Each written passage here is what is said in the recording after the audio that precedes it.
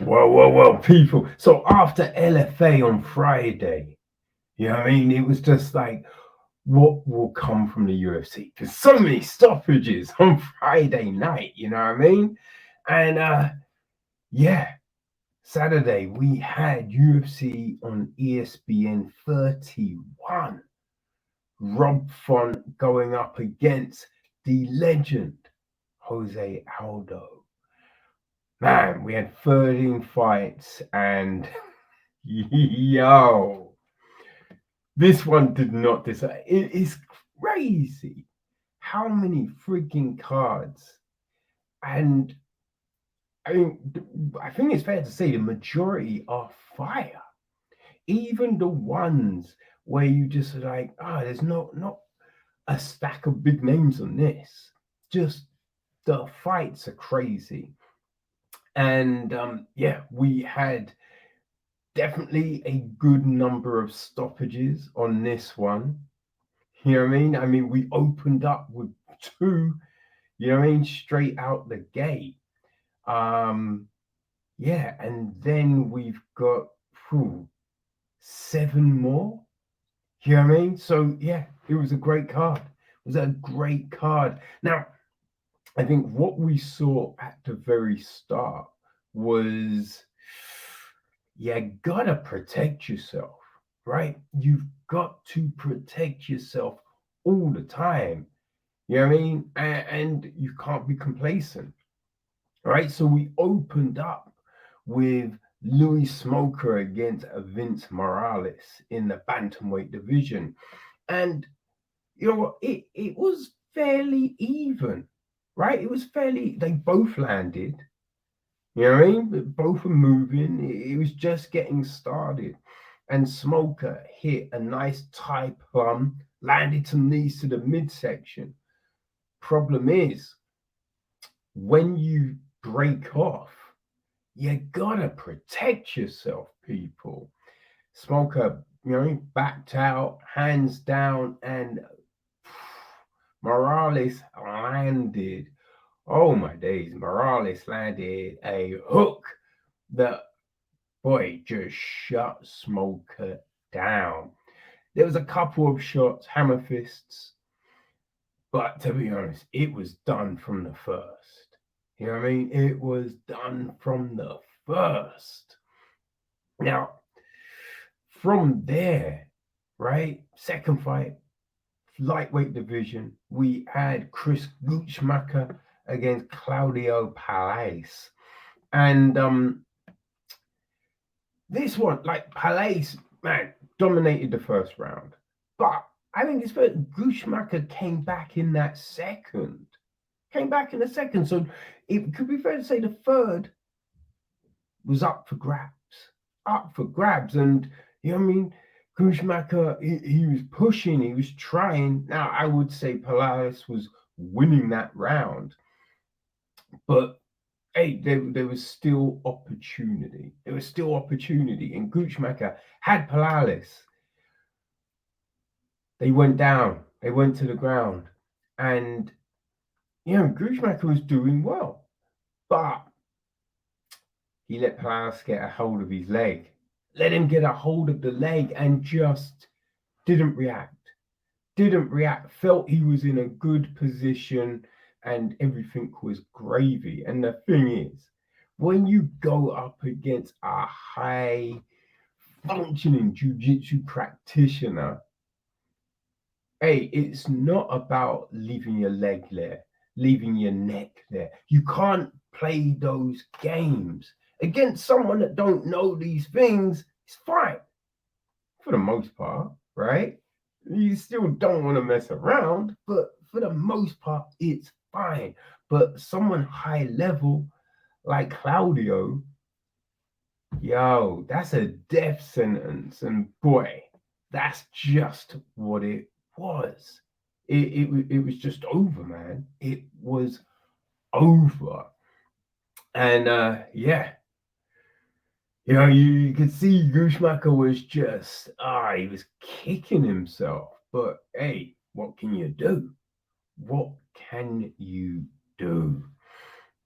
I will say, look, the prelims gave us some friggin' tasty fights. They gave us some. I mean, Alonso Motherfield against William Knight, right? When you see Alonso Motherfield, you think motherfucker is huge. Put him up against William Knight, and you're like, what? What the fuck is going on? Is that legal? William Knight is insane. He's so fucking big. But the problem is, you can gash yourself out. And this one went to a decision, and it's a tricky one because you could give it to either fighter, right? Because Motherfield did have control, especially in that third round, but he did nothing with it. He just held him up against the fence. He didn't land. If he was hitting to the body, hitting to the head, even if they're not, ferocious shots, that probably would have won him the fight. But he didn't. And then when they broke, Knight was landing some big shots, even though he was definitely tired.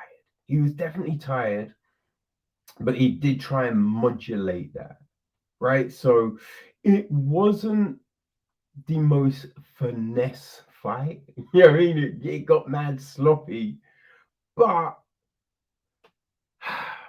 yeah, William Knight walks away with the win. Now, one of the best fights.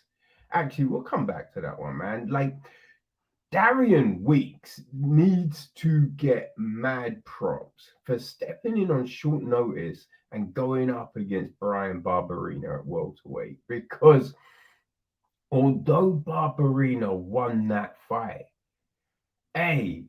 Weeks, he stepped the fuck up, right? He showed he is, no chump. And it was close. It was definitely close.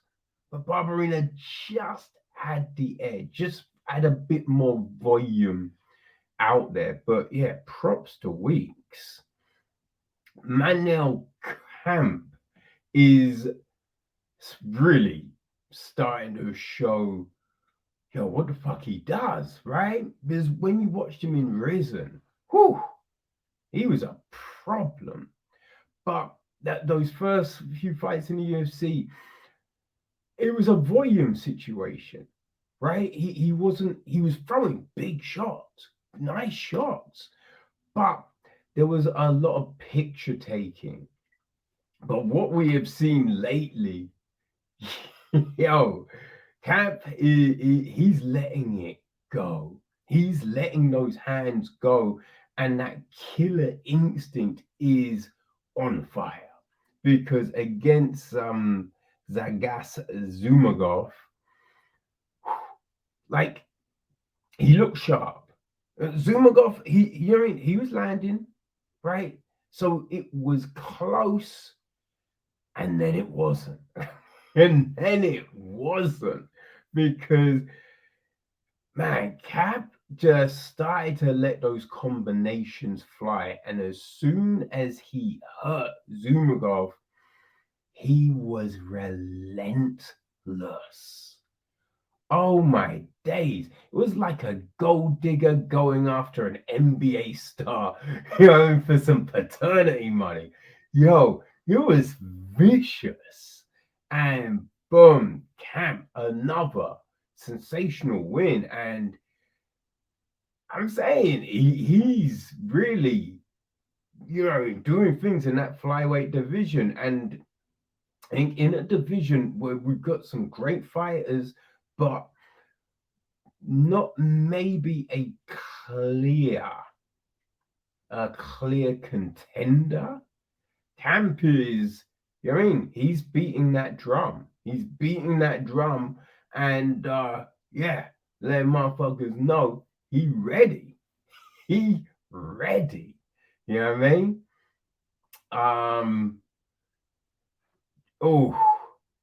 At the last fight to bring the prelims to a close, Maki Petula against Dustin Todorovic. And that one, like, both looked good, right? Both looked like they'd done a lot of work on their defense, because that has been a big problem for both fighters, right? I think we know they're both talented and we've seen them have great fights, but they can get mad reckless. But in this fight, both showed they'd been working on that defense. You know what I mean? And it was going well. It was good.